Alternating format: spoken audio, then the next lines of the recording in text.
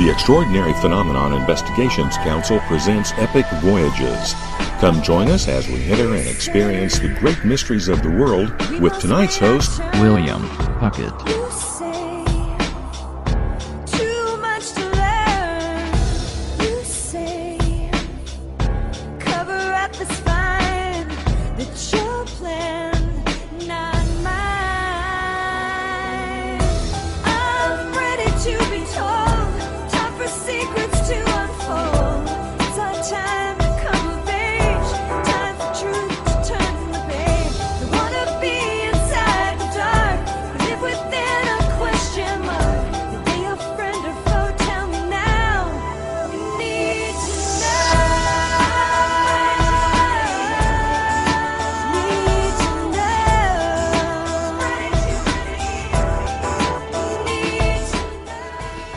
Hi everyone, welcome to February 13th, 2012 weekly Epic radio show.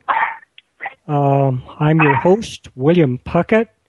I'm the Director of Investigations for Epic, State Director, also run my own UFO investigation service, UFOs Northwest. Go www.ufsnw.com. Go to Epic Voyagers website, www.epicvoyagers.com. And to report UFO sightings or any other paranormal type event or cryptozoological events or anything else unusual. We got a great show lined up for tonight. Quite excited. The first part of the show, we're going to interview a very interesting guest, Jesse Marcel Jr., who handled some of the Roswell debris some 65 years ago, and we're really excited to have Jesse on the show. Later on in the hour, I'll be talking about some newer cases, got some new exciting cases, and then for the last 30 minutes, for the next hour, we'll take your calls and chat room, and but tonight we're gonna talk about Roswell. And this is a case that isn't going away, and it's still an intriguing case. And in my personal opinion and what I've seen, it's certainly a government cover-up, a lot of information, a lot of things we don't know about it yet. But certainly Jesse Marcel has impeccable credentials, and he'll be telling us all about it. Jesse wrote a book here. I believe it was published a couple years ago, along with his wife, Linda Marcel. The book is titled The Roswell Legacy. I encourage you to purchase this book. It's available on Amazon.com. I have links on my site to Jesse's website. You can also purchase it there. It's a great book, and you hear it right from someone that was there, not no secondhand information. And I really encourage you listeners to purchase this book.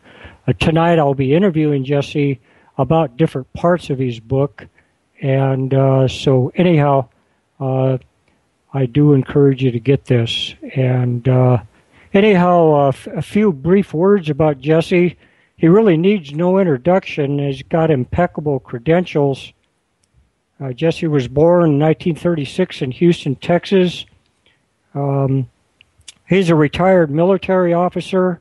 Serves as a medical officer in the United States Navy from 1962 to 1971. He received his specialist training in otolaryngology while in the Navy. He joined the Navy in 1962, just in time to take part in the Cuban Missile Crisis. I can remember that, a very spooky situation. And he was on board a troop transport ship, just missing being part of the invasion of Cuba when the crisis was resolved. Jesse opened his medical practice here in Helena, Montana, which is where I live now, and he still lives here.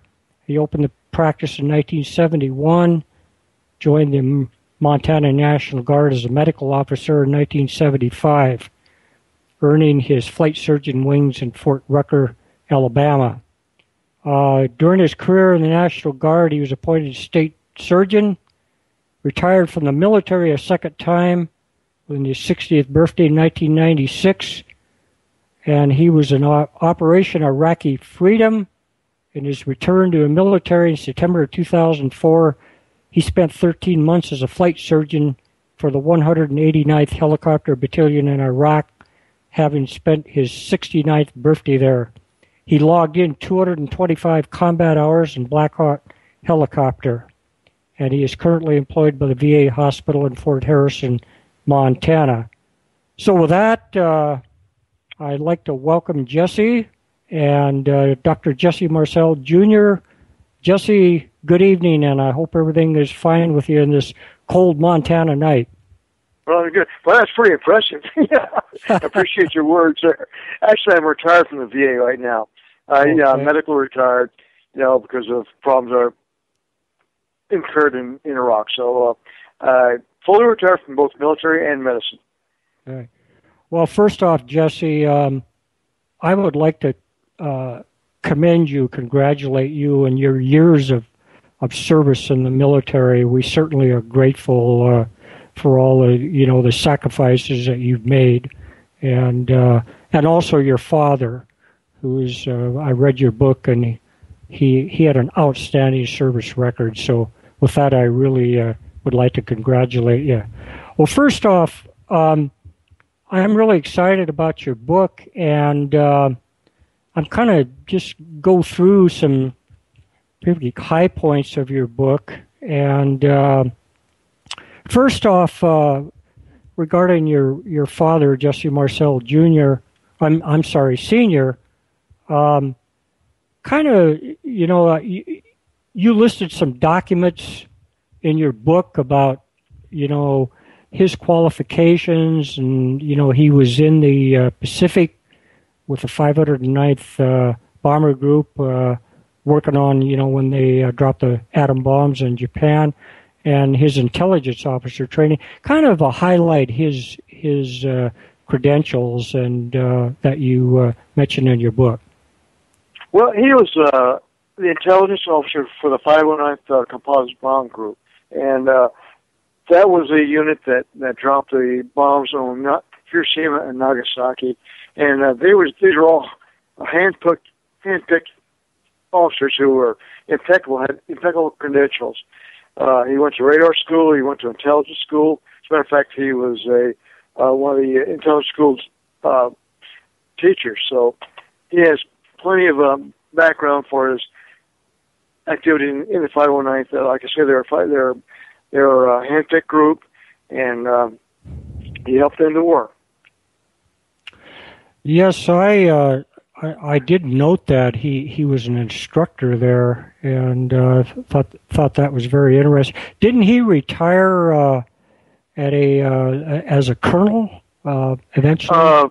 Well, actually, he got out as a major, but once they retired, go to the active reserves, they do promote you one grade, so he was a lieutenant colonel by the time he finished his service career.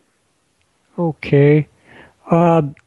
Did he ever talk about the Roswell incident much over the years after it originally happened?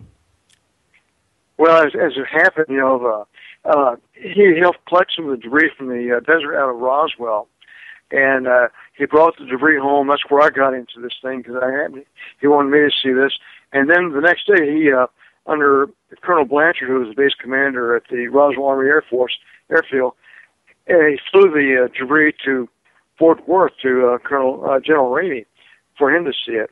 And General Ramey then said that this is never to be discussed again, that it was just a non-issue, that we were not to ever talk about it. So when he came home from Fort Worth, he sat my mother and myself down and saying that, we were never to discuss this. So we really didn't talk about that much in the family. It was not until 1978 when Stan Friedman interviewed him about this, and that he kind of broke loose a little bit, and we started talking about it amongst ourselves. Okay, yeah, that your father was a good soldier, and yeah. One thing that I was reading in your book, and I want you to clarify this. I read your book as saying that General Ramey told General Blanchard to, I don't know if I'm phrasing this right, to redact his press report before he saw debris before it was flown to Fort Worth. Do I have that wrong? I'm not sure what the timing of this is, because, Colonel Blanchard saw the debris. He then ordered my dad to fly it under armed guard in a B-29 to Fort Worth so that General Ramey could see this debris. And it's my understanding that General Ramey is the one who put out the notice that this is to be put under total top secret wraps there, that no one is to talk about this. So Colonel Blanchard then redacted the information the next day from the newspaper that it was published in. Okay. Now, also in your book, you talk about that the debris was flown to Wright-Patterson Field in a C-54 transport, which I understand is a very large airplane, and you wonder why just a balloon, why they'd need a huge C-54 to store it. That's correct, right? Yeah. That was I don't think you need a C-54 to fly some balloon debris to Wright-Patterson. Right. I just heard by rumor that this was flown to Wright-Patterson in a C-54. As a matter of fact, the name of the pilot who flew this was Pappy Henderson. Right. And, allegedly, he saw the bodies. Is that correct? That's my understanding. Right. And let's talk a little bit about the debris that you saw. When we talked the other day, just kind of highlight why you think it was very unusual and wasn't anything explainable. Well, what happened is, it so happened that our house was between the debris field and the Air Force Base, so that my dad had to drive, pretty close to our house, and he wanted me and my mother to see the debris. So he swung a little bit out of his way to show the debris to my mother and myself. And it was about 1 o'clock in the morning, I guess, when this happened. And he said, "I want you to look at." He brought the debris into the house, put it on the kitchen floor, and he got us up. And she said, "Look at this. I think this is part of a flying saucer or words to that effect." And I thought, well, what are you waking us up this hour of the morning to look at a bunch of junk on the floor? So I started looking at this, and the first thing he said to me, look for any electronic debris like vacuum tubes, resistors, or condensers. But there wasn't anything like that, no wires. But there was a lot of metal foil-like fragments and some rods that looked like I-beams to me that had some very unusual descriptions or symbols written on the inside surface to this. And he says, this is something you'll never see again, which is true. And the fact is, it was very unusual. The metal with the symbols written upon it looked like hieroglyphics, but not really hieroglyphics, but more like geometric symbols of some kind. And I thought, gosh, what is this? And he says, again, this is part of a flying saucer, probably not from this Earth. And believe me, it looked like it came from elsewhere. Have you ever seen those symbols anywhere else that you saw on there? No, at first I thought they were like hieroglyphics, but they were not like hieroglyphics, not really hieroglyphics, but more a geometric symbol, like the shapes of balls, circles, triangles, truncated pyramids, things of this nature. And they were kind of a purple-violet hue, a very distinctive color there. But they're imprinted on the inside surface of this I-beam, and who knows what they said or meant. Right, and you didn't see any electrical components in any of that? No, there were no electrical components. Right, which, as a matter of fact, had this been a weather balloon with radar, radiosonde equipment, there would have been some electronic components. So this was not anything like that. Right. Well, we talked about the other day. I used to launch a lot of weather balloons, and you pointed out in your book that in the wreckage at Fort Worth, that the balloon envelope is sitting on the floor. And if they recovered a balloon, why would the balloon envelope be on the floor? I mean, that sounded like to me that came out of the storeroom. Well, Bon Johnson was the Fort Worth Star-Telegram reporter who took these pictures, and I got to be kind of friends with Bon Johnson.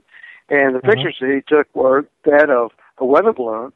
They wanted to reinforce the fact that it's just a radiosonde with raw and radar targets and weather balloon material.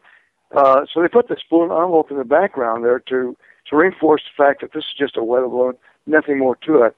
But the look of my dad's face when he was holding a piece of this radar target, says it all. So you got to be kidding me. This is not what I saw, not what I brought here.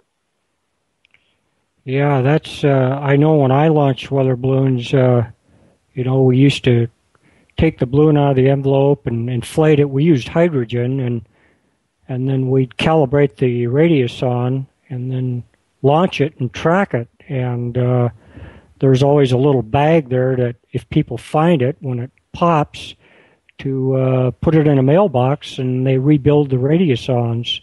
So sure. They're still using them to this day, even though they use a lot of satellite technology.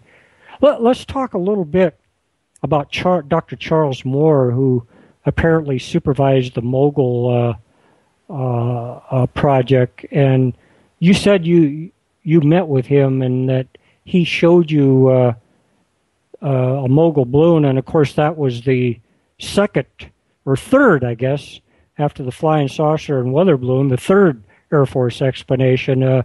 Talk a little bit about your interaction with Dr. Charles Moore. Yeah, my family and I were driving down to Roswell to 4th of July celebrations for this event there, and somebody called us because they, I'm not sure how they knew, but they knew I was going to be going to Socorro, New Mexico, and that's where Professor Moore was living at that time. And they said, when you go to Socorro, stay at this motel and give Professor Moore a call, and he'll bring in one of the Roland targets with some debris. And we think this is what you saw, so we just want you to compare this with what you saw that night in Roswell. So I called Dr. Moore, and sure enough, he came right over with the Roland radar target and a balloon envelope, and he said, this is what we think you saw, Jesse. And I said, no, Doctor, this is not what I saw. And they were trying to convince me that what I saw was just a Roland radar target. But when Moore brought this debris, and I knew for sure this is not what I saw. So it's totally different. Yeah, as we talked the other day, that debris field, which I guess about 75 miles northwest of Roswell, was oriented northwest to southeast, and those Mogul balloons were launched from Holloman Air Force Base, which is in Alamogordo, which is about south-southwest of Roswell. For the winds to carry that up there and then to spread that debris northwest to southeast, I mean, that's perpendicular to it. It would have to make quite a right-angle turn, and it just doesn't add up to me. In addition to that, being 3/4 of a mile long, I know one of the cable channels took a Mogul balloon or a replica here recently and shot it down literally, and it just sort of imploded on itself, and it just was a very small area that it came down. So that kind of dispels, I think, more weight against it being a Mogul balloon. One thing, go ahead. Well, my dad said the debris area was fairly large, maybe half mile, like 3/4 mile long, something like that. So it would take quite a few weather balloons to cover that kind of area. Right. And you said your dad said that they really vacuumed that area up. A couple of years before he died, he went out to the debris field at the behest of one of the TV stations there in Roswell. I mean, in New Orleans, I think it was WDSU, and he went out to the debris area. And when he came back, I asked him jokingly, "Was there any of it left out there?" And he said, "Oh no, they vacuumed that place up. They would make sure that no parts of this fell into civilian hands." Yeah, that and I was down in Roswell a couple of times right after the 50th anniversary, and I never did see the debris field.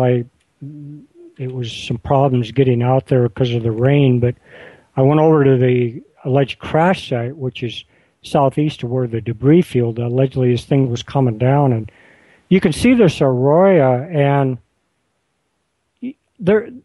allegedly this craft was nosed into the Aurora, and it looked to me like a very unnatural carve-out cavity where this thing nosed in, and it didn't look at all natural to me.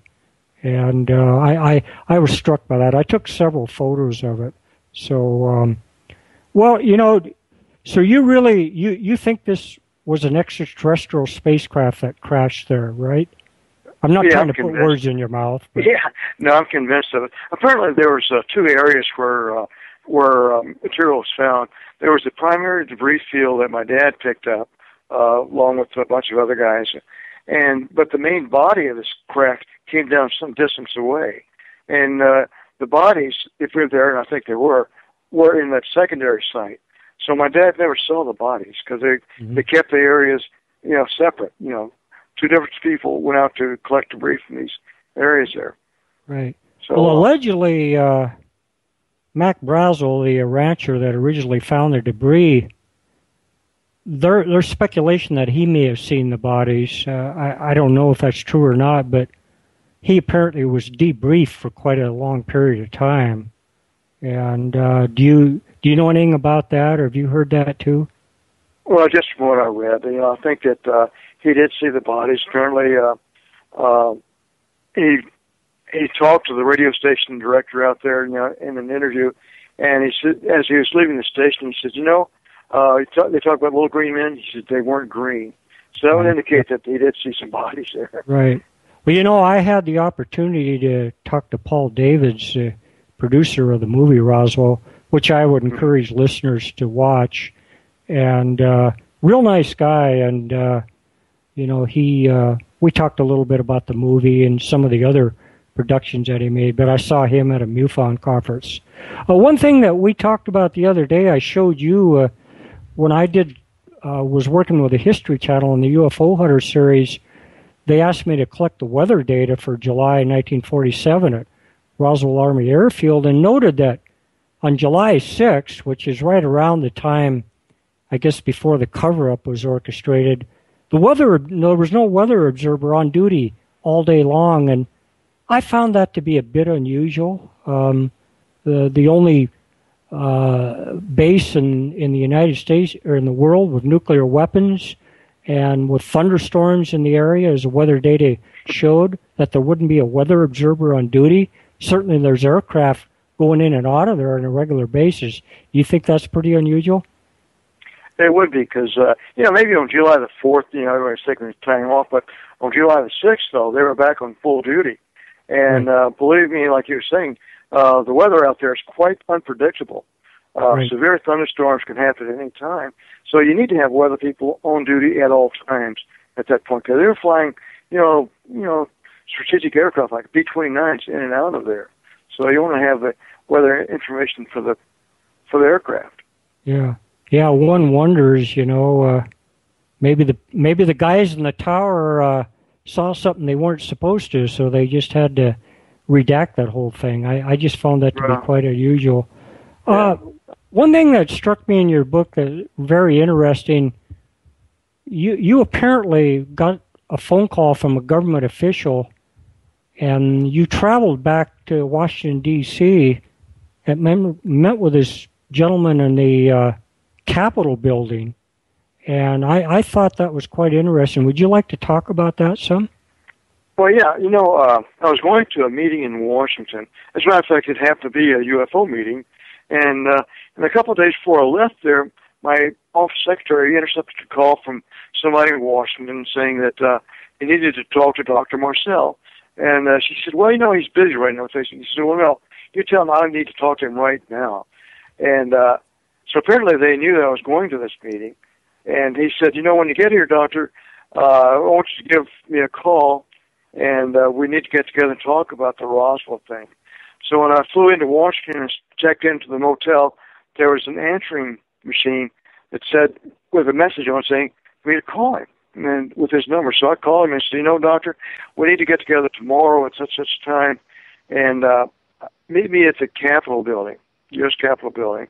And he gave me his office, the room number out there. So I went over to the Capitol building, found his room number, and checked in with him. And he's a very nice guy, and he says, we need to talk about this Roswell thing. We need to know what you saw. So we went into he asked me, did I want to talk in a secure room? well, it doesn't matter to me because I'm not going to say anything I haven't said already. She said, but I might tell you something. So we're going to talk in a secure room. So we got in the elevator, and the Capitol building goes several floors down below the street level. And we met in this huge, beautiful meeting room there. And he sat at the head of the table, I sat at the side, and there was a book called Majestic, written by Whitley Strieber, at the front of the table there. He said, no, this is not fiction. He said, this is not fiction. Although Whitley Strieber wrote this book, it was a fictional account of a real event. And he said, Roswell is not fiction. So this is the first time that the government actually admitted that there really was something to this thing. So I discussed with him what I saw, and he asked me, do I know where the debris is? I said, no, don't you guys know? Because you're the ones who collected it. He said, no, we don't know where it is. We're looking for it. And so he discussed the fact that there's like a black government, those are his words, that keeps this thing under wraps. And she said, these people are not elected, they have unlimited funds, and they don't answer to anybody but themselves. And it was his task to find out more about the debris that they have and more about this black, what they call black government, which is a little scary. Didn't you say in the book that he said that BRAC project funds are being used to cover the Roswell incident up? Did he tell you? Well, that was, asked him, don't you know where the debris is?